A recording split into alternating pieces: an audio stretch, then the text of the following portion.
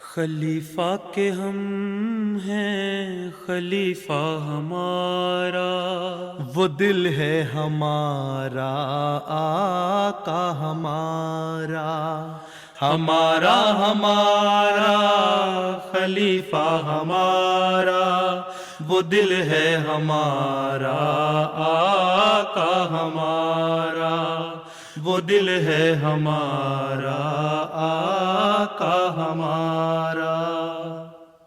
Assalamu alaikum and welcome back to This Week with Huzur. We are honored to present highlights from several mulaqats that took place over the past week, including meetings with delegations of Lajna Imaila from Canada, as well as delegations of Lajna members from Germany. We begin with Saturday's mulaqat, where Hazrat Khalifatul Masih Aidul Ta'ala wa Nasrihil Aziz graciously met with Amla members of Lajna Imaila from Canada. Last Saturday, Amla members of Lajna Imaila Canada had the blessing of having a mulaqat with Hazrat Khalifatul Masih V, Ayyadullah Ta'ala bin Nasrihil Aziz. The Amla members had travelled especially for the mulaqat, which took place in Islamabad.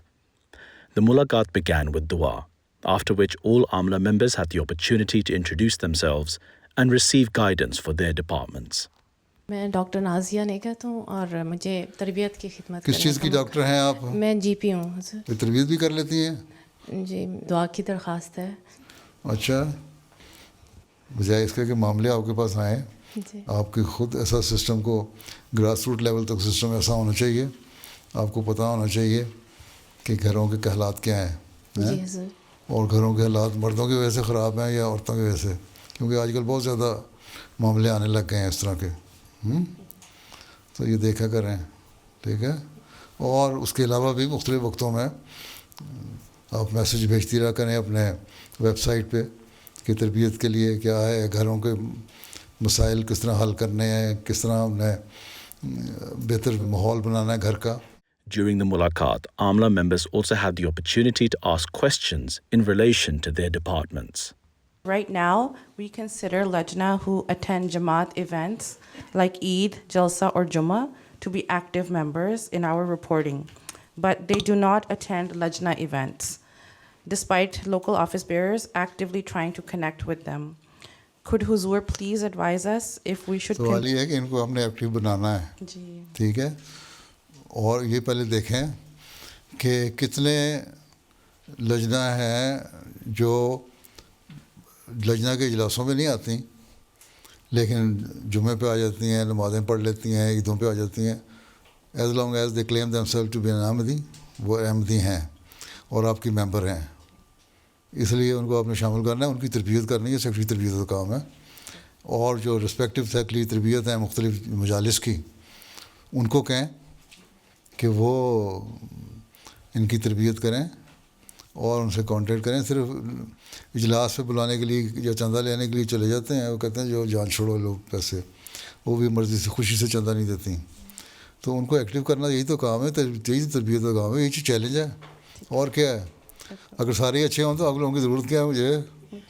ہیں پھر گھر بیٹھیں آرام سے۔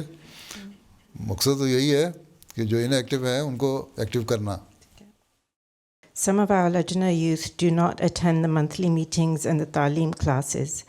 Can Huzur please provide guidance on what kind of recreational programs we should develop to help those وہی members? سوال انہوں نے کیا تھا، اس کو آپ نے اور طرح اپنی کر دیا کہ اس کے لیے لائن آف ایکشن کیا ہونی چاہیے، اس کو انوالو کرنے کے لیے لجنہ کو بلائیں، ان سے کہیں آؤ، ہم ایک ٹریڈیشنل جو ہمارا اجلاس ہے وہ نہیں ہے، ایک ویسی گیدرنگ ہے، اس میں بلائیں، اسے کہو یہ لجنہ کے مقصد ہیں۔ اور آپ لوگوں کیونکہ کم اٹینڈ کرتے ہیں یہ اس لیے پتہ نہیں، شاید اس لیے کہ آپ کو انٹرسٹ نہیں ہوتا ان چیزوں میں جو ہمارے پروگرام ہوتے ہیں، تو آپ بتائیں ہم کس طرح اس کو بنا سکتے ہیں بہتر، ہیں کو زیادہ انوالونگ ہو، اور اس پہ ان کے مشورے لیں، پھر اس کے اوپر ان کی جب ان کی رائے آئے گی سامنے تو ان کا انٹرسٹ بھی ہوگا، اس میں کم از کم 50% پھر آپ کے سامنے اجلاس میں آ جایا کریں گی، ٹھیک ہے؟ ان کی مرضی کے پروگرام بنائے نا اجلاسوں میں، صرف ٹریڈیشنل کھڑے ہو کے ایک حدیث پڑھ دی، گلے اسے اتارنے کے لیے قرآن شریف کی آیت پڑھی اور ترجمہ کر دیا, ایک اقتباس پڑھ دیا اور اس کی نصیحت کر دی, یہ کرو وہ کرو, اور جو نصیحت کرنے والی خود عمل نہیں کر رہی اس پہ کبھی. تو لڑکیوں کو جو جانتی ہیں ایک دوسرے کو, وہ کہیں گے پہلے اپنا تو اظہار کرو, پھر وہ ایک فرسٹریشن پیدا ہوتی ہے, اس کی وجہ سے پھر وہ ریئیکشن ہوتا ہے. اس لیے بہتر یہ ہے کہ ان کو بلائیں, ان کو پوچھیں تم بتاؤ کس طرح پروگرام ہونا چاہیے, ٹھیک ہے. اور کبھی کبھی ان لوگوں سے بھی کسی ٹاپک پہ بات کروا دیں, ٹھیک ہے, کسی دنیاوی ٹاپک پہ بات کرا دیں, ہیلتھ کیئر کے اوپر, کوئی دوسرے نفسیاتی مسئلے ہیں, کوئی اگر سائیکیٹرسٹ ہے یا اس کو دلچسپی ہے اس میں سائیکالوجی میں, ان کے ذریعے سے کریں تو ان کو ہوگا کہ ہاں ہمارے انٹرسٹ کے اجلاس ہو رہے ہیں. تو روایتی باتوں سے ہٹنا پڑتا ہے بعض دفعہ, ان ٹریڈیشنل باتوں سے ہٹ جائیں, اور کچھ پروگرام سرٹن پرسنٹیج پروگرام ایسے ہوں جو ان کے انٹرسٹ کے ہوں, پھر وہ آئیں گی. ان کو پہلے ایک تو ویسے ہی بلائیں نا, ایک دفعہ چائے پلائیں نا, ان کو بلا کے آؤ تمہیں چائے پلائیں گے, گیٹ ٹوگیدر ہے, ٹھیک ہے. پھر ان کو یہ باتیں ہوتی ہیں, اس کو ہم کس طرح امپروو کر سکتے ہیں, پھر ان کے مشورے آئیں گے. پھر اس سے کہو اچھا ٹھیک ہے یہ مشورہ تم دے دیا, اب تم بتاؤ تم اپنا کیا رول ہوگا تمہارا اس میں, ہیں تمہارا کیا رول ہوگا اس میں, تم کس طرح اس کو بہتر ہو کر سکتی ہو, ہیں کیا پارٹ پلے کرو گی, تو پھر کچھ نہ کچھ بہتری آئے گی, ٹھیک ہے. How can we make ijtimas more spiritually focused rather than overly competitive, especially when some mothers become upset about results? یہ تو کوشش ہی ہے نا, کوشش کرنی چاہیے. یہی قرآن شریف کا حکم ہے کہ نصیحت کرتے جاؤ. تو تمہارا خیال ہے جو میں باتیں کرتا ہوں, خطبوں میں کہتا ہوں, تو 100% ساری دنیا میں لوگ عمل کر لیتے ہیں. تمہاری کینیڈا کی مثال میں دے دیتا ہوں, جو میں نے آخری جلسہ اٹینڈ کیا ہے. میں نے عورتوں میں تقریر کی, اس میں بتایا ہے کیا چیز ہے, ایمان کیا چیز ہے, کس طرح تم لوگوں کو اسلامی نمونہ دکھانا چاہیے, سر ڈھانکنے چاہیے, ہیں اپنا ایک تقدس ہے وہ دکھانا چاہیے. اور اس کے بعد جب میں نکل کے باہر آیا ہوں نا, تو باہر جو عورتیں کھڑی تھیں نا, تو اکثر اپنے سر پہ سے دوپٹے اتار کے تھیں, ہاتھ مجھے ہلا رہی تھیں, کہہ رہی تھیں بائے بائے, جو تم نے کہا تھا کہہ دیا, ہم نے تو جو کرنا تھا کر لیا. تو میرے سامنے بھی انہوں نے سر پہ ڈھانکا ہوا تھا انہوں نے, اور یہ دکھانے کے لیے ہوتا ہے نا چلو آدھے گھنٹے کا اثر ہو جائے, اس کو آدھے گھنٹے کا بھی نہیں اثر نہیں ہوا تھا. تو کوشش ہے. اس کا مطلب یہ تو نہیں کہ ہم نے اگر نہیں ہو جائے, کوئی عمل نہیں کرتا تو ہم نے اپنی کوششیں چھوڑ دینی ہیں. اپنی کوشش جاری رکھنی چاہیے, ٹھیک ہے. یہ نہیں تھک کے بیٹھنا نہیں ہے, ہمارا کام ہے کرتے جانا کام, ہمیں اپنا ثواب مل جائے گا اپنے کام کا, اللہ راضی ہو جائے گا, باقی جس نے ماننا ہے وہ مان لے گا, ٹھیک ہے. جزاک اللہ. چلو اللہ حافظ. اللہ حافظ. وعلیکم السلام ورحمۃ اللہ. The following day, on Sunday, Hazrat Amirul Mu'mineen also granted Lajna members studying in college and universities from the Ahmadiyya Muslim Women Students Association the opportunity to have a mulaqat. The Lajna had travelled especially for the mulaqat from Canada, which took place in Islamabad.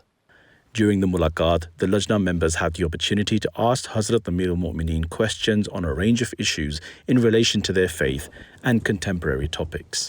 ہاں جی, کیا فرماتی ہیں؟ Assalamu alaikum wa rahmatullahi wa barakatuhu. With your gracious approval, I have the humble opportunity to serve as the National General Secretary for AMSA Canada. We have noticed that Lajna students hesitate to join AMSA at university, and we do not have good attendance at our AMSA events. How can we encourage these sisters to partake and feel comfortable in AMSA events? اس کا مطلب یہ ہے کہ آپ کے جو programme ہوتے ہیں وہ اتنے اٹریکٹیو نہیں ہوتے, ٹھیک ہے. AMSA اسٹوڈنٹس جو ہیں یونیورسٹیز میں, ان میں سے پوچھیں کہ کس قسم کے ہمیں ٹاپک رکھنے چاہیے, ٹھیک ہے. اور ان سے اسٹوڈنٹ کی لسٹ آپ کے پاس ہے نا, ان کو ایک کوشچنر بھیجیں ہر ایک کو کہ ہمارا یہ مقصد ہے, تو ہمیں کس طرح اس کو ایک پلیٹ فارم بنانا چاہیے جہاں ہمارے سارے جو اسٹوڈنٹس ہیں پارٹیسپیٹ کریں اور ایکٹیولی انوالو ہوں, ٹھیک ہے. اس کے لیے آپ لوگ کیا سجیسٹ کرتے ہیں؟ پھر ان کے سجیشن جو ہیں اسے کہے یہ ہمارے پاس سجیشن ہیں, آؤ مل کے بیٹھیں اور ان کو ڈسکس کریں, کہ کون سے ایسے ہیں جو واقعی پریکٹیکل ہیں کہ نہیں، اور کون سے ایسے ہیں جن کو ہم امپروومنٹ کر سکتے ہیں، یا بعض ایسے ہیں جو ان کو اسی طرح رکھ کے ماڈیفائی کر سکتے ہیں. تو پہلے ایک اس طرح ڈسکس کریں، بجائے اس کے کہ اسٹریٹ اوے آپ شروع کر دیں یہ دینی تعلیم ہے، ہمیں یہ ہونا چاہیے یا وہ ہونا چاہیے. ابھی نہیں، پہلے ان کو دیکھو، آ جائیں گی امسا کی ممبرز، ان سے پوچھو اور پھر دیکھو، اسیس کرو ان میں سے کتنی ایسی ہیں جو ریلیجس مائنڈڈ ہیں، کتنی ایسی ہیں جن کو مذہب میں دلچسپی ہے، کتنی ایسی ہے جو انڈیفرنٹ ہیں مذہب کے لیے، اور ان کو پھر ہم کس طرح مذہب کے بارے میں بتا سکتے ہیں. کیونکہ عموماً بہت ساری ایسی اسٹوڈنٹ ہیں جن کو مذہب سے دلچسپی کو نہیں، نماز پڑھتی ہیں اس لیے کہ ماں باپ نے کہہ دیا نماز پڑھو، نماز پڑھتی ہیں اس لیے کہ جماعت کے فنکشن میں آئیں نماز پڑھ لو. ان کو یہ پتہ ہی نہیں کہ نماز کی اہمیت کیا ہے، خدا تعالیٰ کیا ہے. تو اس لیے ان کو پہلے تو قریب لاؤ اپنے، پھر جو ان کی ریلیجس نالج ہے یا کیپیسٹی ہے یا پوٹینشیل ہے، اس کے مطابق ان کو علیحدہ علیحدہ گروپ بناؤ، اور ان گروپ میں ان کی ڈسکشنز ہوں. گروپ ڈسکشن بھی ہوتی ہے نا، اب بہت سارے دنیا میں جو سیمینارز ہوتے ہیں، فنکشنز ہوتے ہیں، میٹنگز ہوتی ہیں، اس میں ایک آئٹم انہوں نے رکھا ہوتا ہے سائڈ میٹنگ. ٹھیک ہے، رکھتے ہیں نا، اس میں کیا ہوتا ہے مختلف گروپ بنا دیتے ہیں، اور مختلف گروپ ڈفرینٹ ٹاپک پہ ڈسکس کر رہے ہوتے ہیں. تو آپ بھی اس طرح گروپ بنائیں، ٹھیک ہے، وہ ڈسکس کر رہے ہوں. جو مذہبی ہے ان کا ایک گروپ بنا دو، جو بالکل پیور جن کو مذہب کو پتہ ہی نہیں ہے ان کا بنا دو. جو زیادہ اکیڈمک بننے کی کوشش کرتے ہیں، ہوتے کوئی نہیں ویسے، بننے کی کوشش کرتے ہیں، ان کو ایک گروپ بنا دو تاکہ پتہ لگ جائے کہ ان کی کیا صلاحیتیں ہیں. ٹھیک ہے، تو اس طرح آہستہ آہستہ وہ قریب آئیں گے. جب قریب آئیں گے تو پھر ان سے سجیشن بھی لیں کہ کس قسم کے ٹاپک ایسے ہیں جو اگر ہم ایسے پلان بنائیں جس میں ہم سیمینار کر سکیں، جس میں دوسروں کو اٹریکٹ کر سکیں. پھر بعض دفعہ یہ ہوتا ہے کہ صرف کمپلیکس ہوتا ہے. جب ایسے آپ پلان کریں کہ مختلف ٹاپکس پہ بلائیں اور دوسرے لوگ آئیں اور آپ کو ٹاپکس ایسے ہوں جس کو اپریشیٹ کرنے والے ہوں، تو اس سے ان کا جو کمپلیکس ہے وہ دور ہو جائے گا. ٹھیک ہے، تو یہ اس طرح کے پلان بنانے چاہیے. ٹھیک ہے، اس لیے اسی کمپلیکس کی ضرورت کوئی نہیں، ان کا کمپلیکس دور کرنا ہے آپ نے. ٹھیک ہے، مجھے کسی نے بتایا آسٹریلیا میں گیا تو ایک صاحب بڑا اکیڈمک بننے کی کوشش کرتا تھا، لاء پڑھ رہا تھا، لاء پڑھ لیا تھا شاید اس نے. تو اس نے پوچھا میرے بارے میں کسی سے، احمدی ہونے کے باوجود یہ حال تھا کہ تقریریں ان کی کون لکھ کے اور کس طرح تیار کرتے ہیں. انہوں نے کہا خود ہی تیار کرتے ہیں، خود ہی لکھواتے ہیں، ڈکٹیٹ کروا دیتے ہیں. اور ٹھیک ہے، بات بھی یہی ہے، عموماً میں کرواتا ہوں ڈکٹیٹ. تو انہوں نے کہا نہیں کسی ایکسپرٹ کو دکھانی چاہیے، کیونکہ ہم باقی جتنے بڑے لوگ ہیں لیڈر، ان کے اسپیچ رائٹر ہوتے ہیں، ان سے لکھوانی چاہیے تاکہ ذرا اچھی بیان ہو. خیر اس وقت تو کوئی نہیں تھا، فنکشن ہو گیا، وہاں میں نے ایڈریس کیا اور اسلام کی ٹیچنگ اور پیس اور سارا کچھ جو میں کرتا ہوں عموماً. اس کا ایک پروفیسر وہاں میٹنگ میں موجود تھا، وہ بعد میں آیا وہاں، یہ بات ایک وہ احمدی بیٹھا ہوا تھا دوسرا. ان سے پوچھتا ہے ان کی تقریر انہوں نے کون لکھا؟ انہوں نے کہا آپ ہی لکھیں. کہتے ہیں ایسی تقریر جس میں ہر پہلو کو انہوں نے اکٹھا کر کے اس طرح بیان کیا کہ ایک بڑا اچھا لیکچرر بھی اس طرح لیکچر نہیں تیار کرتا. تو وہ جو احمدی بیچارہ کہہ رہا تھا نا لکھوانی چاہیے کسی سے، وہ شرمندہ ہو گیا. اس لیے کمپلیکس ہوتا ہے. شرمندگی کوئی بات نہیں، اگر ہم قرآن، حدیث، آن وسلم کی سنت، اسلام کی تعلیم، حضرت مسیح علیہ السلام کے ایک تعلیم، اس پہ عمل کریں اور اس کے مطابق اس کو ایلیبوریٹ کرنے کی کوشش کریں لوگوں کو سمجھانے کے لیے، تو وہ لوگ سمجھتے ہیں اچھی چیز ہے. ہمیں آپ خود سمجھ نہیں ہوتی، اس لیے ہم سمجھتے ہیں کہ ہم کہیں گے ہم ریلیجس مائنڈ، لوگ کہیں گے بیکورڈ ہے. تو یہ کمپلیکس دور کرنا پڑے گا، اس لیے ان سے خود ہی سجیشن لو اس بارے میں. It is said that to remain focused during prayers, one should envision that Allah is looking at them. Then they should aim to reach such a stage of focus where they are also able to envision praying directly to Allah. My question is, how is it that one should envision God to reach that stage, as God is not a physical being? بات یہ ہے کہ بہت ساری چیزیں ہیں. ہوا نظر آ رہی ہے آپ کو؟ سانس لے رہی ہو؟ سانس لے رہی ہو نا؟ سمجھتی ہو نا بغیر ہوا کے، بغیر آکسیجن کے میں زندہ نہیں رہ سکتی. ٹھیک ہے، بایو میڈیکل سائنس پڑھ رہی ہو نا؟ ٹھیک ہے، تو آکسیجن کے بغیر زندہ رہ سکتی ہو؟ نہیں. کہاں ہے آکسیجن؟ نظر آ رہی ہے؟ مجھے تو نظر نہیں آ رہی. نہیں، پھر بھی بلیو کر رہی ہو نا کہ ہے. یہاں اگر سفوکیشن ہوتی ہے تو باہر چلی جاتی ہے اوپن ایئر میں کہ شاید مجھے بہتر آکسیجن ملے تو میں بہتر فیل کروں گی. کوئی ایکسیڈنٹ ہوتا ہے، کوئی کولیپس ہو جاتا ہے بندہ، تو تم لوگ کہتے ہو پرے ہٹ جو اس کو ہوا آنے دو. کہاں ہے وہ ہوا جو آ رہی تھی؟ ٹھیک ہے، اس کا مطلب ہے کہ ہر چیز نظر آنے والی نہیں ہوتی. تو اللہ تعالیٰ نے تو پہلے ہی کہہ دیا ہے قرآن شریف میں کہ تم میرے تک نہیں پہنچ سکتے، میں اپنے بندوں تک پہنچتا ہوں. ہیں وہ کس طرح پہنچتا ہے؟ وہ اللہ تعالیٰ نے اپنا ایک طریقہ رکھا ہوا ہے. ٹھیک ہے، اللہ تعالیٰ کہتا ہے میری باتیں مانو، جو میں کہتا ہوں ان پہ عمل کرو، میرے اتنے احکامات ہیں ان پہ عمل کرو، میری عبادت کرو، اس کا حق ادا کرو. ٹھیک ہے، تو پھر میں تمہاری آنکھوں تک پہنچوں گا، تمہاری نظر تک میں پہنچوں گا، پھر نظر آؤں گا میں. تو اس کے لیے پہلے کوشش کرنی پڑتی ہے. ٹھیک ہے، آپ کو ہر کام کرنے کے لیے کوشش کرنی پڑتی ہے نا، ایفرٹ ہے نا. تو اللہ تعالیٰ نے یہی فرمایا قرآن شریف میں کہ تم میرے رستوں کو تلاش کرنا ہے، تو میرے رستوں کو تلاش کرنے کے جہاد کرو. اب وہ دیکھیں آپ نے جہاد کیا ہے. آپ میں سے بہت ساری ایسی ہیں اگر فجر کی نماز مس ہو جائے تو کہتے ہیں کوئی بات نہیں، باقی 4 پڑھ لیں گی. ٹھیک ہے، ظہر عصر کی مس ہو جائے تو کہتی کوئی بات نہیں، ہم دیکھیں گے شام کو اگر یاد رہا تو مغرب کے ساتھ پڑھ لیں گے. جا کے سردیوں میں دن آ گئے ہیں، چھوٹے ہو گئے ہیں تو اب وقت کوئی نہیں ہے. بس پہ ہم پہنے تو ہمیں کمپلیکس ہے، لوگ کہیں گے نماز پڑھ رہی ہے بیٹھی ہیں، یا ٹرین پہ بیٹھے ہیں، اگر وہاں تو ٹرین نہیں، وہاں تو بسیں زیادہ چلتی ہیں، یا خود ڈرائیو کر رہی ہے تو اس میں مسئلہ ہے. اور جو ہے وقت، جو دن جو ہیں وہ چھوٹے ہو گئے، تو اس میں کیا کریں؟ تو یہ بجائے اس کے کہ کوئی کارنر پہ کھڑے کر کے، کسی سروس اسٹیشن پہ کھڑا کر کے، یا اپنے یونیورسٹی میں یا کہیں جگہ نماز پڑھیں، کمپلیکس میں نماز نہیں پڑھتی. تو جب ایسی باتیں ہوں تو اللہ میاں کہاں سے نظر آئے گا؟ ٹھیک ہے، پہلے تو ایمان پیدا کرنا پڑتا ہے. یؤمنون بالغیب کا اللہ تعالیٰ نے پہلے حکم دیا ہے. پہلے یقین رکھو کہ میں ہوں. اور یہ دیکھو کہ ساری جو دنیا ہے، ہماری ارتھ ہے، مختلف پلینٹس ہیں، یہ یونیورس ہے ہیں، اس میں اس کو یہ کس طرح چل رہا ہے یہ سارا سسٹم؟ اللہ تعالیٰ کو راشن فرماتا ہے دیکھو یہ سارا جو سسٹم میں چلا رہا ہوں، یہ تمہارے یہ بلڈنگ کھڑی ہوتی ہیں، یہ والز کھڑی کر رہے ہو یا پلر کھڑے کرتے ہو، اس پہ اوپر روف ڈالتے ہو.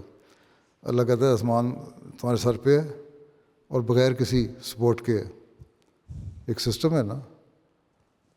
جی. اور وہ گریویٹیشنل فورس کے تحت کھڑا ہے نا. ٹھیک ہے نا، سارا سسٹم چل رہا ہے. اور اللہ تعالیٰ یہ بھی فرماتا ہے کہ آگے بھی چل رہا ہے. قرآن میں تو بڑا سائنس میں بتا دیا ہے کہ اس نے اپنے سائیکل میں موو بھی کر رہا ہے اور اس کی موومنٹ بھی ہے آہستہ آہستہ. اتنی سلو ہے کہ جب ایک وقت آئے گا جب ہو سکتا ہے کہ ڈسٹرب ذرا سا بھی ہو جائے فاصلے تو قیامت آ جاتی ہے. پھر ہماری حیثیت کیا ہے؟ اللہ تعالیٰ تو کہتا ہے کہ تم جو ارتھ پہ رہتے والے ہو، تم سوچتے ہو کہ میں اللہ کی عبادت کس طرح کروں. اسی بات کو سوچ لو کہ اللہ تعالیٰ نے یونیورس پیدا کیا اور کئی یونیورس پیدا کیے اس طرح کے.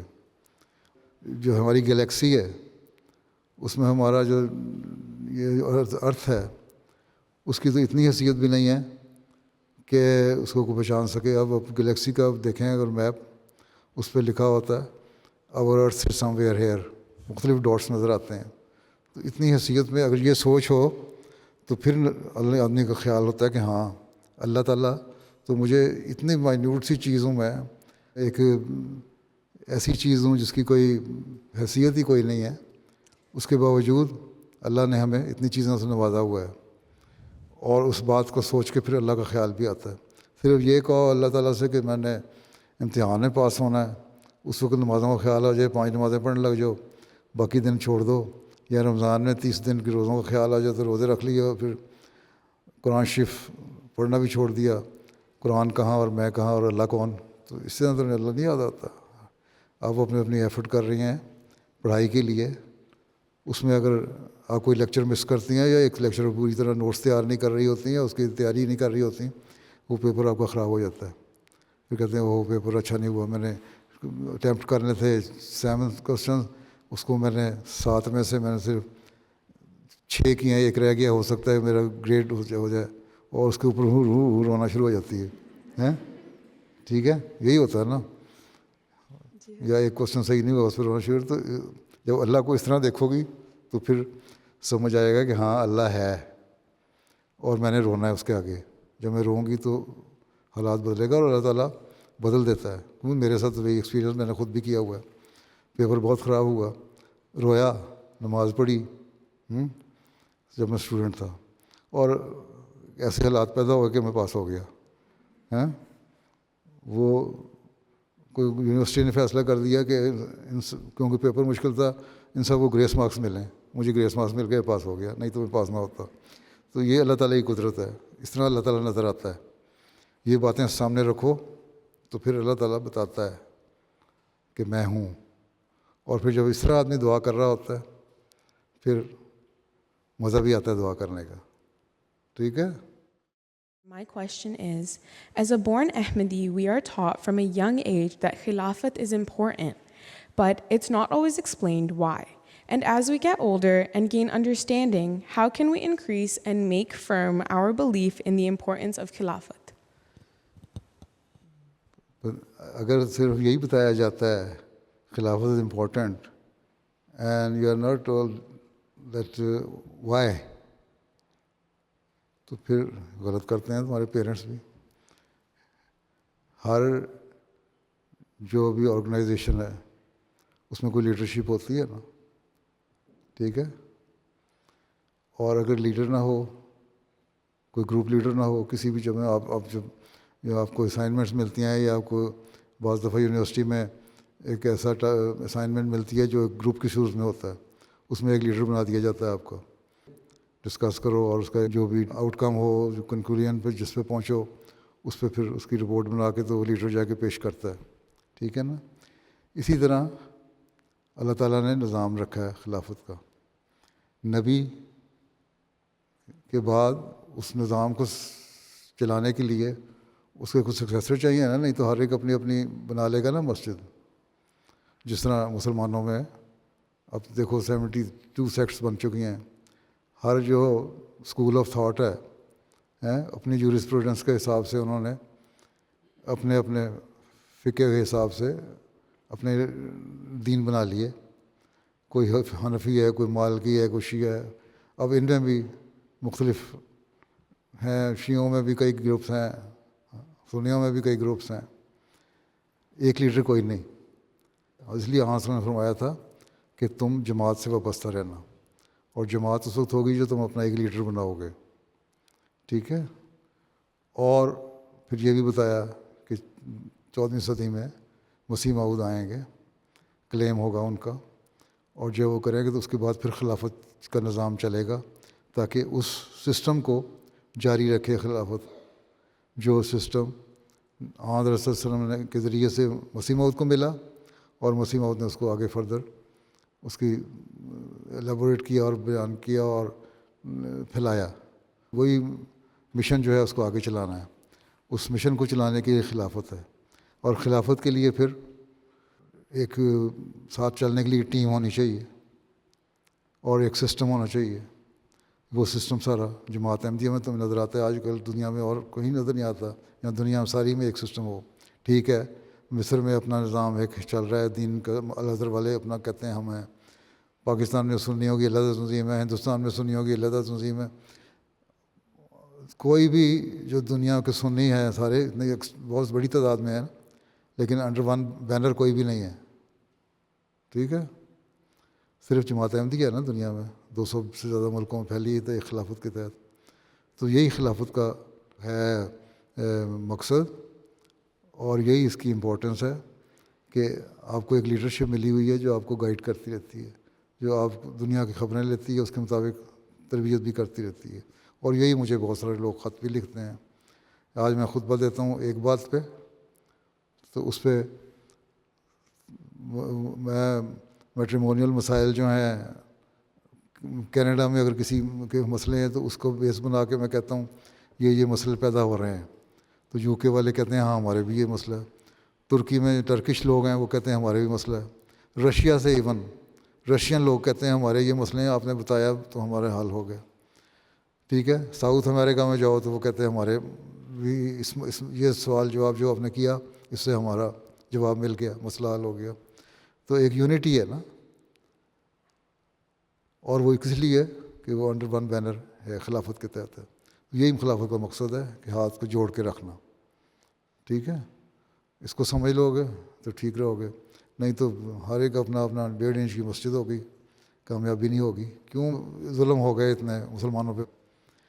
آخر 9 بلین ہے دنیا میں پاپولیشن ہے، اس میں آلموسٹ 2 بلین جو ہے مسلمان ہیں، اور 54 کنٹریز جو ہیں مسلمانوں کی، ملک مسلمانوں کے ہیں. ٹھیک ہے. اور پیسہ بھی ہے، دولت بھی ہے، تیل بھی ہے. اسرائیل نے فلسطینیوں کو مارا، کسی نے کوئی کھڑا نہیں ہوا. کس لیے؟ کہ کوئی ان کا گائیڈ نہیں تھا، رہنمائی کرنے والا نہیں تھا، کوئی ان کو پروٹیکٹ کرنے والا نہیں تھا. ہر ایک اپنے ویسٹرن انٹرسٹ سے تو ان کے لیے کچھ نہیں کیا. تو اگر ایک بینر کے اندر ہوتے تو یہ چیزیں نہ ہوتی پیدا. ٹھیک ہے. یہی فائدہ خلافت کا. My question is, in the rishta process, it is common for the girl's family to send a photo in parda or hijab. Often, the boy's family responds that they cannot see her personality and request a photo without hijab. Families feel unsure if it is correct to provide such photos when asked. What guidance has beloved Hazur Ayatollah bin Nasir Aziz given regarding this matter? کیا انہوں نے شادی انہوں نے شکل سے کرنی ہے، اس کے اخلاق سے کرنی ہے، اس کی تعلیم سے کرنی ہے، یا اس کے جسم کو دیکھ کے یا اس کے بالوں کو دیکھ کے کرنی ہے رشتہ؟ ٹھیک ہے. شکل دیکھنی چاہیے ضرور. سر کے پاس ایک شخص آیا تھا، بہت سے دفعہ آپ سن چکے ہیں واقعہ، بیان بھی ہوتا ہے ہر جگہ. اس کو آنسر نے فرمایا کہ اس نے کہا فلاں جگہ رشتہ کرنا ہے. انہوں نے کہا تم نے دیکھا ہے لڑکی کو؟ اس نے کہا نہیں. وہ گیا اور اس نے جا کے اس کے والد کو بلایا باہر اور کہا کہ اس طرح آنسر نے فرمایا تو میں رشتہ لے کے کرنا چاہتا ہوں، لیکن آنسر نے فرمایا تھا لڑکی کو دیکھ لو پہلے. اس نے اصول پردے کا حکم آ گیا تھا. اس نے ناراض ہوا، تم کون ہوتے ہو میری لڑکی کو دیکھنے والے؟ اس طرح میں کوئی جانور ہے اس کو تمہارے سامنے رکھوں گا بیچنے کے لیے ہیں؟ لڑکی یہ سن رہی تھی. وہ فوراً گھر کے دروازے سے باہر نکلی، پردے سے اپنا منہ نکھایا. انہوں نے کہا دیکھ لو مجھے، اگر آنسر نے بھیجا تو کوئی انکار نہیں، میرا باپ غلط کہہ رہا ہے. اس لڑکے پہ اتنا اثر ہوا، اس نے نظر جھکا لی. اس نے کہتا اتنی نیک لڑکی جو ہے نا، جو آنسر نے حکم مار رہی ہے، اس کی شکل دیکھنے کی مجھے ضرورت نہیں. تو پہلی بات تو یہ ہے جس طرح آنسر نے فرمایا ہے کہ رشتوں کو دیکھنے کے لیے نیکی کو دیکھا کرو، نہ شکل دیکھو، نہ دولت دیکھو، نہ خاندان دیکھو، صرف دین دیکھو. اگر دین ہے تو ٹھیک. تو اگر لڑکے اتنے نیک ہو جائیں تو ٹھیک ہے. جو لڑکے یہ کہتے ہیں نا ہم نے دیکھا نہیں ہے، وہ پھر بعض دفعہ ایسے کیس میرے پاس آتے ہیں، دیکھ لیتے ہیں، کہتے ہیں ہاں ہاں بڑا ٹھیک ہے، منگنی ہو جاتی ہے. اس کے بعد یا پاکستان سے یا کسی اور ملک سے جا کے وہاں منگنی کر لی، وہاں گئے تو کوئی اور بہتر شکل نظر آ گئی اس کو. انہوں نے کہہ دیا نہیں اس میں یہ نقص تھا وہ نقص تھا. لڑکیوں میں نقص نکالنے لگ جاتے ہیں. تو یہ کیا گارنٹی ہے کہ آپ کی پوری تصویر دیکھ کے وہ نقص نہیں نکالیں کہ ہاں اگر شکل دیکھنے کے بعد ان کو اس طرف انکلائنڈ ہیں کہ ہاں ہم رشتہ کرنا ہے، پھر دعا کریں.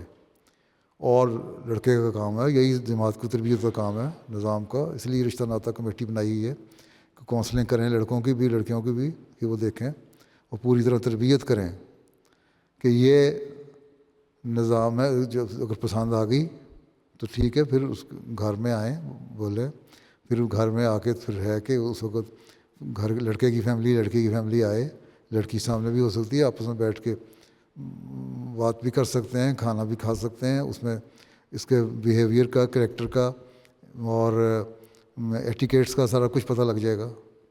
ٹھیک ہے. لڑکی کو بھی لڑکے کو بھی کہ کون کیسا ہے.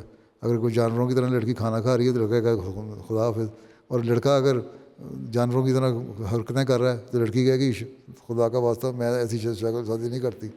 ٹھیک ہے. عموماً تو یہی ہوتا ہے کہ عموماً لڑکیاں انکار کر دیتی ہیں. ٹھیک ہے. اور لڑکے والے سو یہ مطالبہ ہوتا ہے جو کس سامنے آ رہے ہیں.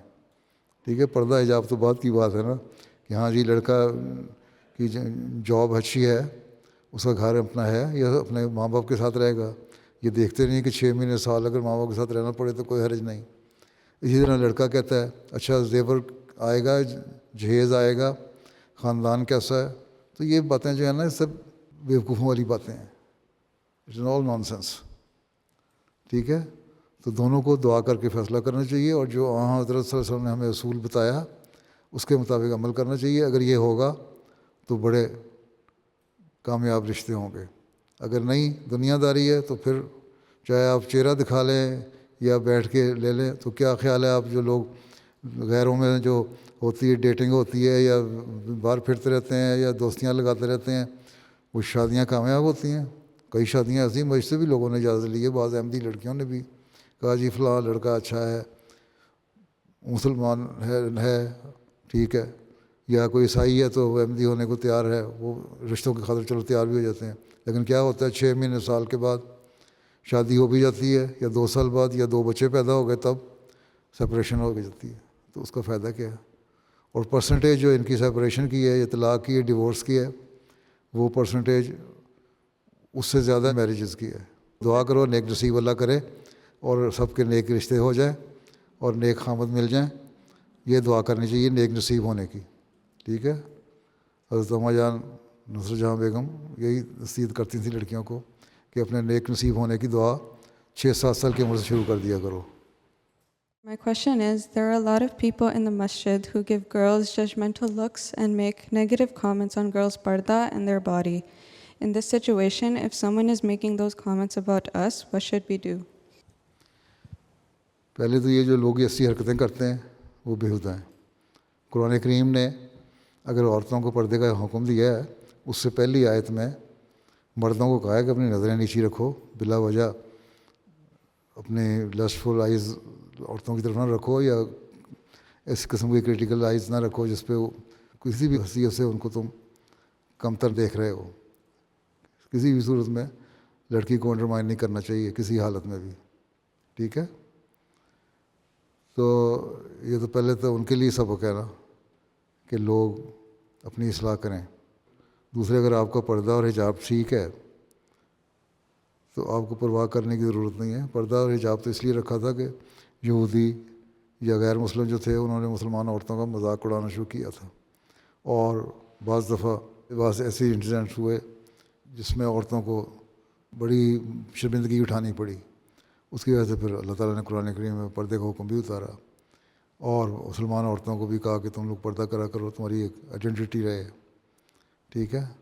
اللہ تعالیٰ نے قرآن شریف میں کہا چادر اوڑھو, اور اچھی طرح چادر اوڑھو جو تمہارے سر کو بھی ڈھانکے, تمہارے چیکس کو بھی ڈھانکے, تمہارے کلوں کو بھی ڈھانکے, تمہارے جسم کو بھی ڈھانکے. ٹھیک ہے.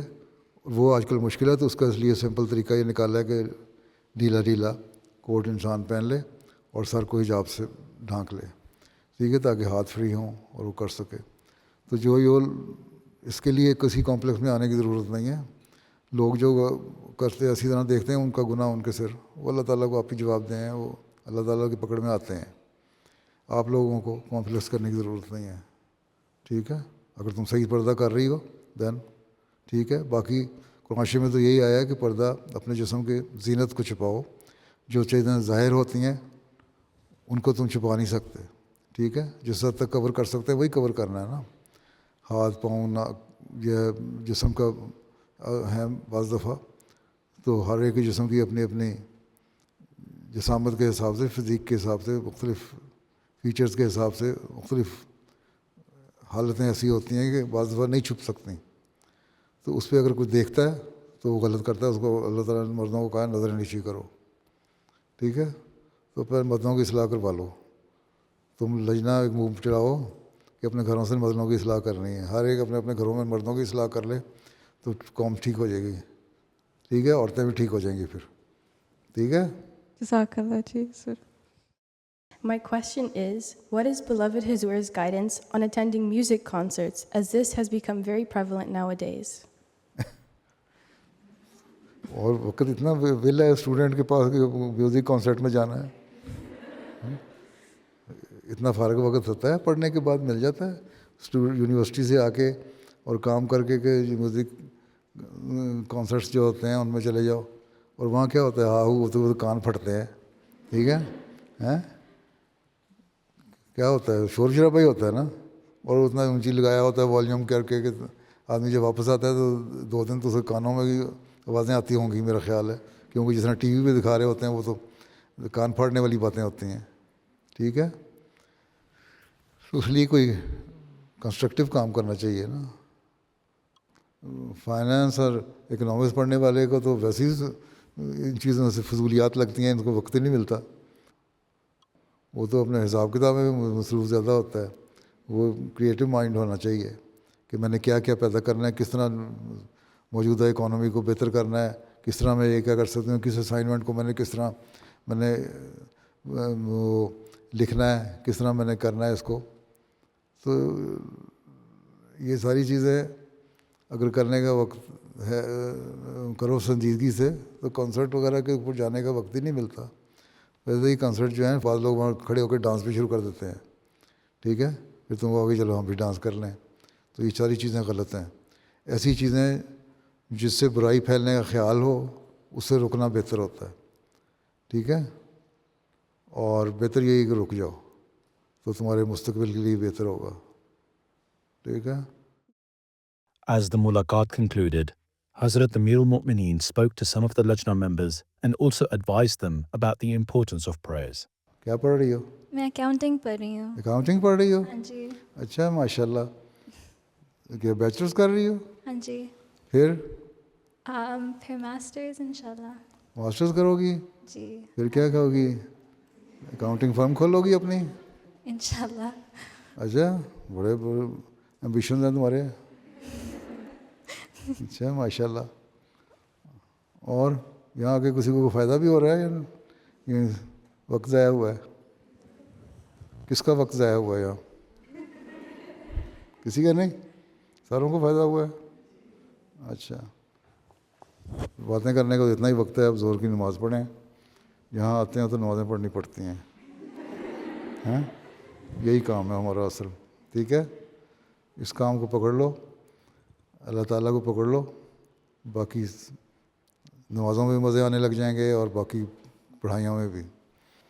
تمہاری یہ آئیڈینٹی ہونی چاہیے کہ ہم ایک احمدی کی حیثیت سے ہم کیا ہیں اور کس طرح ہم نے اسلام اور احمدی پیغام کو دنیا میں پہنچانا ہے. جو اسٹوڈنٹس پڑھی لکھی ہیں وہ اپنے اپنے سرکل میں پہنچائیں, بتائیں اپنا اپنے کریکٹر سے اور ایک اپنی خاص آئیڈینٹی سے, تو دنیا اٹریکٹ ہو آپ کی طرف.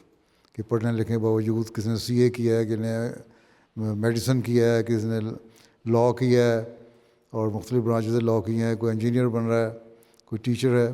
ہر ایک جو احمدی لڑکی ہے وہ ایک خاص حیثیت رکھتی ہے. بس اتنی خاص حیثیت بنواؤ. ٹھیک ہے, اسٹیبلش کرو اپنی آئیڈینٹی کو. ٹھیک ہے, یہی اصل کام ہے. یہ کر لو گی تو تم ایک ایمبیسڈر بن جاؤ گی. کہتے ہیں خلیفہ وقت کا کس طرح پہچان کریں, تو خلیفہ وقت کو پہچان کروانے والے تم لوگ ہو. ٹھیک ہے, پہلے خود سمجھو اور پھر خلیفہ وقت کے ایمبیسڈر بنو اور یہ پیغام پہنچاؤ جماعت کا. ٹھیک ہے, چلو پھر اللہ حافظ ہو. On Monday, Lajna Imaila from Nordenhain in Germany had the blessing of having a mulaqat with Hazrat Khalifatul Masih V. The Lajna had travelled especially for the mulaqat which took place in Islamabad. During the mulaqat, the Lajna members had the opportunity to ask questions on a range of issues in relation to their faith and contemporary topics. بعض دفعہ انسان خوف کو بزدلی کی حد تک اپنے اوپر سوار کر لیتا ہے اور بعض دفعہ نقصان پہنچنے کی حد تک بہادری دکھاتا ہے. میرا سوال ہے کہ بہادری کی کیا حد ہونی چاہیے اور کس قدر دنیا سے خوف رکھنا چاہیے؟ مومن کا جو کام ہے وہ فراست اور عقل ہے. تو حکمت اور دانائی یہ چیزیں ہیں. ایک چیز جائز ہو اور آپ غلط جگہ پہ اس کو کر رہے ہوں ہیں تو وہ نقصان پہنچانے والی بن جاتی ہے. ایک چیز ناجائز ہے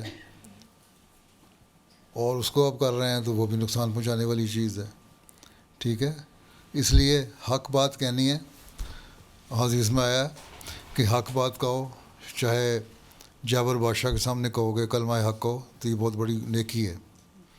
ٹھیک ہے, اس لیے پہلے یہ سوچ لو کہ جو میں بات کہنے لگا ہوں سچائی کی بات, اس کا نقصان زیادہ ہے یا فائدہ زیادہ ہے, یا پبلک میں کہنے سے فائدہ ہے. ایک بات سے یہ کسی کا نقص مثلا بیان کرنا ہے, کسی کی کا ایسی بات کہنی ہے جس سے دوسرے پہ اثر ہوتا ہو اس کی زندگی پہ, اور اس کی وجہ سے لوگوں کے سامنے اس کی بدنامی بھی ہوتی ہو. ستاری کا بھی اللہ تعالیٰ نے حکم دیا, اللہ تعالیٰ کا میں ستار ہوں, تم ستاری بھی رکھو. ٹھیک ہے, تو ستاری کرتے ہوئے اس بات کو, چاہے وہ جو بھی کمزوری ہے کسی کی, اس کو لوگوں کے سامنے بیان نہ کرو. ہاں اگر ہمدردی ہے تو اس کو علیحدگی میں جا کے سمجھاؤ کہ دیکھو یہ تمہاری کمزوری ہے, اسلام کی یہ تعلیم ہے, یہ دنیا اس طرح یہ کہہ رہی ہیں, جماعت کو اس سے یہ نقصان پہنچے گا, اس لیے میں تمہاری ہمدرد بن کے بتا رہی ہوں, تمہیں تمہارے پاس آئی ہوں, میں نے لوگوں میں نہیں بتایا. اور اس نے فرمایا کہ اگر کمزوریاں دیکھو اپنے لوگوں کی تو ان کے لیے پہلے 40 دن دعا کرو, پھر سمجھو, پھر اصلاح کی کوشش کرو. اگر اصلاح نہیں ہوتی پھر جو لوگ ہیں, جو عہدیدار ہیں, یا جو ایسے لوگ جن تک شکایت پہنچا سکتی اصلاح کے لیے, ان تک بات پہنچاؤ. ٹھیک ہے, لیکن پہلے اپنی کوشش کرو, نہ یہ کہ بدنام کرنے کے لیے. تو یہ جو ہے عقل انسان مومن کو دی ہے اللہ تعالیٰ نے, اس لیے اللہ تعالیٰ نے فرمایا کہ حکمت سے کام لو. وحید اللہ کی بہن کا بہن وہ دعوت ہوں کاننا ولی حمیم. تمہاری اور اس کے درمیان دشمنی بھی ہوتی ہے, لیکن نرم زبان استعمال کر, اتفاق بلتی ہے آسان ہو. اگر اچھے طریقے سے تم اس کا دفاع کر رہی ہو, بات کر رہی ہو, تو تمہارے اور دشمن کے درمیان صلح قائم ہو جائے گی. ٹھیک ہے, اور آپس میں دوستی قائم ہو جائے گی. لیکن اگر بیوقوفوں کی طرح بلنٹ ہو کے بدوؤں کی طرح کام کرو گے تو پھر وہ بیوقوفی ہے. اب پرانی حضرت عمر کے زمانے میں اور تو خلفائے راشدین کے زمانے میں, بلکہ آن وسلم کے زمانے میں بھی گاؤں کے جو بدو تھے, ان پڑھ جاہل آتے تھے نا, چادر کھینچی آن وسلم کی, اتنا زور سے کھینچی کہ گردن پہ داغ پڑ گیا. حضرت عمر کو کہہ دیا کہ یہ آپ نے پہنا ہوا جو کپڑا, قمیض ایسی اور نچلا کپڑا, ایک کپڑا بھی ایسا پاجامہ یا جو بھی پہنا ہوا تھا ایک طرح کا ہے, آپ نے ہمیں ایک ایک کپڑا دیا, آپ 2 رکھے ہوئے ہیں. تو انہوں نے کہا کہ مجھے ملا تھا ایک میرے بیٹے کو, تو میرے بیٹے نے وہی دے دیا, اس لیے میرا یہ 2 ہیں, میں نے لیا ایک ہی اپنے لیے. لیکن اس قسم کے اعتراض کرتے تھے, بدو سوال کر لیتے تھے. لوگ کہتے ہیں جی بدو سوال کر لیتے تھے, عرب جو تھے یا مسلمان اصول تھے حضرت عمر پہ سوال کر لیتے تھے. ٹھیک ہے, کہ کیوں آپ نے یہ پہنا, یا خلفائے راشدین پہ سوال کر, آپ کیوں نہیں ہم کر سکتے سوال, خلفاء کے بارے میں کیوں نہیں پوچھ سکتے. ٹھیک ہے, لوگ سوال کر دیتے ہیں, آپ لوگ بیٹھے ہیں, بعضوں کے دماغوں میں آتا. مجھے یہ بتائیں, اور اس کو مسلم نے بڑا تفصیل سے لکھا ہے کہ کوئی پرانے صحابہ, کبار صحابہ جنہوں نے حضرت صلی اللہ علیہ وسلم کی صحبت میں رہ کے تربیت حاصل کی ہے, ان میں سے کسی نے سوال کیا کبھی کسی خلیفہ سے کہ یہ کیوں نہیں اور وہ کیوں نہیں؟ ان کی تربیت اچھی تھی, ان کو پتہ تھا. سوال کیا تو بدوؤں نے. اگر آپ نے جاہل اور بدو بننا ہے تو سوال کریں کہ تم نے یہ کیوں کیا. اور اگر پڑھے لکھے اور نیک صحابہ کے پہ عمل کرنا ہے سنت پہ, تو پھر انہوں نے سوال نہیں کیا. تاریخ نکال لیں, کہیں بھی آپ کو کوئی تربیت یافتہ پرانے صحابہ میں سے کوئی نہیں ملے گا جس نے کبھی خلفائے راشدین پہ سوال کیا ہو.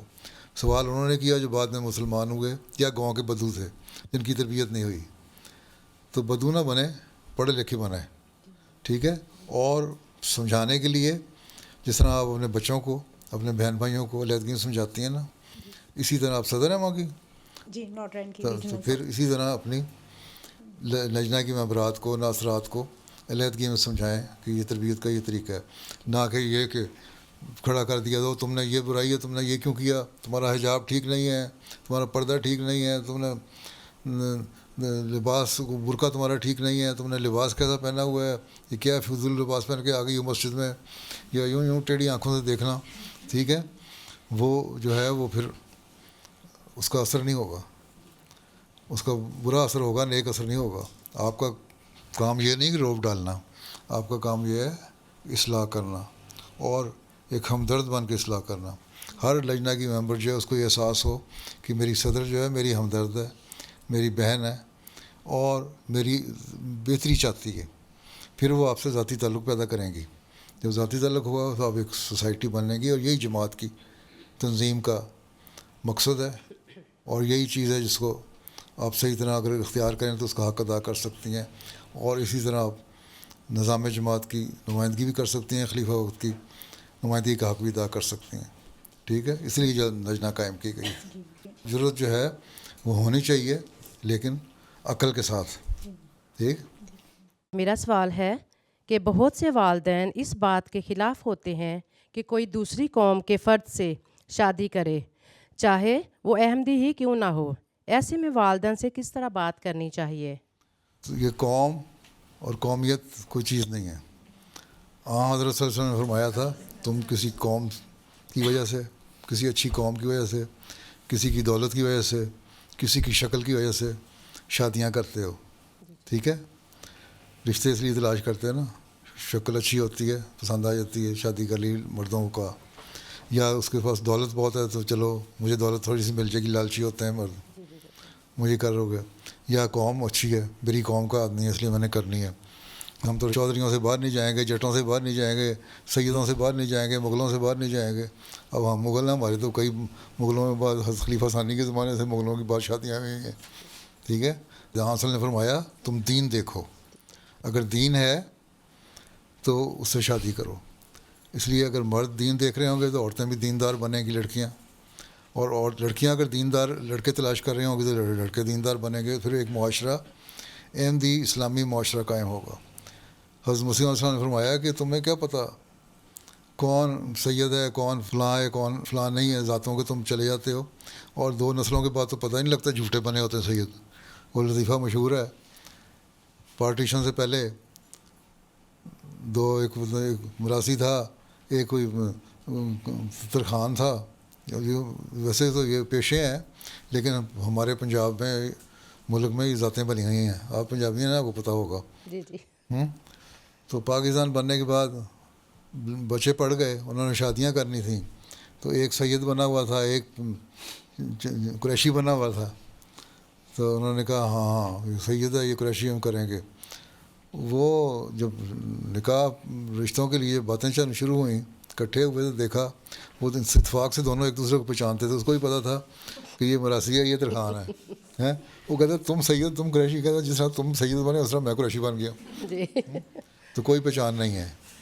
اس لیے یہ طریقہ ہی غلط ہے. انسان نے فرمایا کہ چند نسلوں کے بعد تو بھول جاتے ہیں, مطلب ہے بھول کے جاتے ہیں, پتہ ہی نہیں لگتا, دنیا کو دھوکہ ہوتا ہے کہ کون کیا کس ذات کا ہے. ٹھیک ہے, اس لیے کہہ دیا کہ میں چودھری ہوں, میں جٹ ہوں, میں ہر لوں, میں کھوکھر ہوں, میں کھر لوں, میں رائی ہوں, میں فلاں ہوں. تو ہم نے جٹوں نے رائیوں میں نہیں دینی, رائیوں نے جٹوں میں نہیں دینی, سیدوں نے فلاں میں نہیں دینی, مغلوں نے فلاں کو نہیں دینی. یہ تو بالکل غلط طریقہ ہے. کوئی ذات پات نہیں. اصل چیز یہ ہے کہ احمدی برادری ہے, احمدی ہو, نیک ہو, شادی کر لینی چاہیے. کوئی بھی ہو, بلکہ قرآن شریف میں تو یہ آیا جو تمہارے جن کو تم نہیں جانتے, جن کے خاندان کے بارے میں کہ وہ کون ہے, پتہ نہیں نا, تو وہ پھر بھی تمہارے دینی بھائی ہیں, اور وہ اور ان کی اولادیں تم ان سے شادیاں کر سکتے ہو. ٹھیک ہے, کوئی ذات پات نہیں ہے. اب ہمیں کیا پتہ کون کون ہے, ہمیں چودھری بن کے بیٹھے ہوئے ہیں سارے, مجھے کیا پتہ کون صحیح چودھری ہے ابھی کہ نہیں. ایک سید عبدالستار شاہ صاحب سید تھے, ان کی گدی بھی تھی, پیر کہلاتے تھے ان کا خاندان. یہ خلیفہ رابع کے نانا تھے, لیکن ان کو شک رہتا تھا پتہ نہیں میں سید اصلی ہوں کہ مجھے بنا بنایا ہوں, آج کل لوگ بن گئے ہیں. تو ایک دن آ رہے تھے تو اوپر سے مسلم سیڑھیاں اتر رہے تھے, انہوں نے کہا ہاں شاہ صاحب. تو حضرت مسلم نے جو شاہ صاحب کہا نا ان کو, کہ انسان کو پورا واقفیت اس وقت نہیں تھی ان سے, تو انہوں نے کہا مجھے تسلی ہوگی, میں پکا ہوں, کیونکہ اللہ کے نبی نے کہہ دیا کہ میں سید ہوں, شاہ ہوں. تو یہ اس طرح ہونا چاہیے. آج کل آپ کی کوئی گارنٹی نہیں دے سکتا کون کیا ہے. میرا سوال ہے ہمیں کیا کرنا چاہیے کہ بہن بھائیوں میں لڑائیاں کم ہوں؟ نماز پڑھا کرو, اخلاق دکھایا کرو, ٹھنڈا پانی پی لیا کرو. ٹھیک ہے, کیوں لڑائی ہوتی ہے؟ تم اچھے اخلاق اگر تمہارے یہاں ہیں, اچھا بیہیو کر رہی ہو تو لڑائی نہیں ہوگی. تم نے کوئی بات کی ہوگی تو اگلا لڑے گا نا. ٹھیک ہے, اگر کوئی تمہارے سے لڑے تم کان بند کر کے دوسری چلے جاؤ. ٹھیک ہے, اور کہہ دو میں نہیں لڑوں گی. حدیث میں آیا نا, جب روزے دار ہو تو روزے والا تمہارے سے کوئی لڑائی کرے, کوئی سختی سے بولے, تم کہہ دو میں روزے میں ہوں, میں نہیں لڑوں گا, میں بری بات نہیں کروں گا. قرآن شریف میں بھی آیا نا لغو مورزون, لغو بھی باتوں سے اعتراض کرو, بچو. تو اسی طرح تم لوگ بھی لغو باتوں سے بچو. ٹھیک ہے, اور ٹھنڈا پانی پی لو اور بیٹھ جایا کرو اور وہاں سے چلی جایا کرو. ٹھیک ہے, چھوٹے بھائی ہیں تو چھوٹے بھائیوں کو شفقت کرنی چاہیے. بڑے بھائی ہیں بہن ہیں تو ان سے ایسی عزت سے پیش کرو. اگر تمہارے پہ روب ڈالتا ہے تم پہ علیحدہ کمرے میں چلے جاؤ. ٹھیک ہے, بڑے روب ڈالتے ہیں تمہارے پہ, چھوٹا بھی, چھوٹا لڑتا ہے تو معاف کر دیا کرو اس کو معاف کیا تمہیں. ٹھیک ہے, دو لڑنے والوں کی مثال ہے قرآن شریف میں. انہوں نے کہا تم یہ کہتے ہو وہ کہتے ہو تو میں تمہیں قتل کر دوں گا. انہوں نے کہا تم میری طرف قتل کرو گے مجھے, میں تمہیں کچھ نہیں کہوں گا, میں تو اللہ ہی دعا کروں گا. خیر اس نے اس کو مار دیا, اور اللہ تعالیٰ نے اس کے بعد آگے کہانی ہے وہ کس طرح وہ مر گیا اور اس کو دفنایا بھی نہیں, اور پھر ایک کوا آیا, اس نے کھودی, زمین کھودی, اپنے مرے ہوئے کوے کو دفنایا. اس نے کہا میں اس سے ہی بدتر ہوں. تو آخر میں جو ہوتا ہے انسان کو سوچ ہوتا ہے غلط باتیں کرنے کا. جب وہ تمہارا چھوٹا بھائی بڑا ہو جائے گا نا, بھائی بہن جو بھی ہے, تو وہ کہے گا وہ میں غلطی کرتا تھا, بہنوں سے لڑتا تھا. ٹھیک ہے, اس لیے تم شروع میں معاف کر دیا کرو. ٹھیک ہے. جزاک اللہ. میرا سوال ہے بعض اوقات نوجوان لڑکوں کو بنیادی باتوں کا نہیں پتہ ہوتا, جیسے کہ پاکی اور ناپاکی, پھر یہ لا علمی عائلی مسائل کا باعث بن رہی ہوتی ہے. اس سلسلے میں ہماری رہنمائی فرما دیں کہ کس طرح چھوٹی عمر سے بچے کو ان باتوں کے بارے میں بتایا جائے. تو یہ تو بتانا چاہیے, ماں باپ کا کام ہے بتانا. میں کیا بتاؤں, ان کو دینی تعلیم ہے, لٹریچر ہے, اطفال الحمدیہ خدام الحمدیہ ہے, وہاں بھی ان کو سمجھایا جاتا ہے. فقہی مسائل ہیں, آپس میں ماں باپ کی بے تکلفی ہو تو ان کو بتائیں. لڑکیوں کو مائیں بتاتی ہیں کیا ناپاکی پاکی ہے, لڑکوں کو باپ بتائیں اگر ماؤں کا جھجھک ہے تو. اور ان کو شروع میں گھروں کی تربیت ہے. یہ تو یہ کوئی باہر سے آپ کو خطبہ تو نہیں دے گا کہ یہ ناپاکی ہے, یہ پاکی ہے, اس پہ تم عمل کرو. ٹھیک ہے, یہ تو خود عقل کا استعمال کریں نا, اور خود ہمت کریں, اور اس بات کو سوچیں کہ میری کیا ذمہ داریاں ہیں. ذمہ داریوں کا احساس کریں, اور ذمہ داریوں کا احساس یہ کہ بچوں کی تربیت کرنی ہے. تو ان کو سمجھانا چاہیے بچپن میں. 10 سال کا ہو جاتا ہے بچہ, پھر 11 سال کا ہو جاتا ہے, 12 سال کا ہو جاتا ہے, مختلف عمروں سے گزرتے ہیں. لڑکیاں ہیں مختلف عمروں سے گزرتی ہیں, تو ان کو ہر سٹیج پہ جو بھی باتیں ہیں ان کو ماں اور باپ کو سمجھانا چاہیے ان کو. تو اسی سے تربیت ہوتی ہے, چھوٹی چھوٹی باتیں ہیں. اور اگر شرم آتی ہے تو پھر لکھ کے نا ان کے سرانے رکھ دیا کریں سائڈ ٹیبل پہ کہ یہ پاکی ہے اسلام کی, یہ ناپاکی ہے. ٹھیک ہے, یہ تعلیم ہے. اس طرح تربیت بھی کر سکتے ہیں, اور کچھ نہیں. اگر شرم آتی ہے نا زیادہ, آپ لوگ شرماتے پڑے نا, وہ تو شرمانا نہیں چاہیے. آج کل زمانے میں فضول فلمیں تو دیکھ لیتے ہیں بغیر شرمائے ہیں, یہاں شرم آ جاتی ہے باتیں کرتے ہوئے. تو ان کو لکھ کے سائڈ ٹیبل پہ رکھ دیا کریں. ٹھیک ہے, تاکہ وہ پڑھ لیں, ان کو پتہ لگ جائے اسلام کی تعلیم کیا ہے پاکی کے بارے میں لڑکیوں کے لیے, اسلام کی تعلیم کیا ہے پاکی کے بارے میں لڑکوں کے لیے. ٹھیک ہے, اللہ حافظ. السلام علیکم. Those were highlights from just some of beloved Huzoor's activities over the past week. We now end with our final segment, the Friday Sermon Summary. In today's Friday sermon, Huzoor, may Allah be his helper, spoke regarding the preparations for the Battle of Tabuk. Huzoor, may Allah be his helper, related an incident which illustrated the love the Holy Prophet ﷺ had for Hazrat Ali Raziyallahu Ta'ala anhu. منافقین جن کا کام ہی تانو تشنیع تھا, حضرت علی کے مدینہ میں چھوڑے جانے پر باتیں بنانے لگے. کہ یہ نبی صلی اللہ علیہ وسلم کے لیے بوجھ تھے، اس لیے آپ صلی اللہ علیہ وسلم انہیں ساتھ لے کر نہیں گئے۔ ان تانوں کو سن کر یا ارد گرد منافقین کو دیکھ کر خود ہی گھبرا کر حضرت علی نے اسلحہ لیا اور آن حضرت صلی اللہ علیہ وسلم کی خدمت میں حاضر ہو گئے۔ آپ صلی اللہ علیہ وسلم ابھی مدینہ سے 3 کلومیٹر کے فاصلے پر جرف مقام پر ہی مقیم تھے۔ حضرت علی نے اپنے فکر اور گھبراہٹ کا ذکر کیا اور عرض کیا کہ مجھے عورتوں اور بچوں میں چھوڑ آئے ہیں، میں طاقتور بھی ہوں، حیثیت بھی رکھتا ہوں۔ تو حضرت صلی اللہ علیہ وسلم حضرت علی کی دلداری فرماتے ہوئے ایسا فکرہ فرمایا جو حضرت علی کی عظمت اور شان کو 4 چاند لگا گیا۔ آپ صلی اللہ علیہ وسلم نے حضرت علی سے فرمایا، الا ترضی ان تکون منی بمنزلۃ ہارون من موسیٰ الا انہ لیس نبی بعدی، کہ اے علی کیا تم خوش نہیں کہ تم میرے لیے ویسے ہی ہو جیسے ہارون موسیٰ کے لیے، سوائے اس کے کہ تم میرے بعد نبی نہیں۔ یعنی حضرت موسیٰ جب کوہ طور پر تشریف لے گئے تو ان کے پیچھے حضرت ہارون حضرت موسیٰ کے قائم مقام تھے، لیکن وہ تو نبی بھی تھے۔ تم بھی میرے قائم مقام ہو گئے لیکن نبی نہیں ہو گئے۔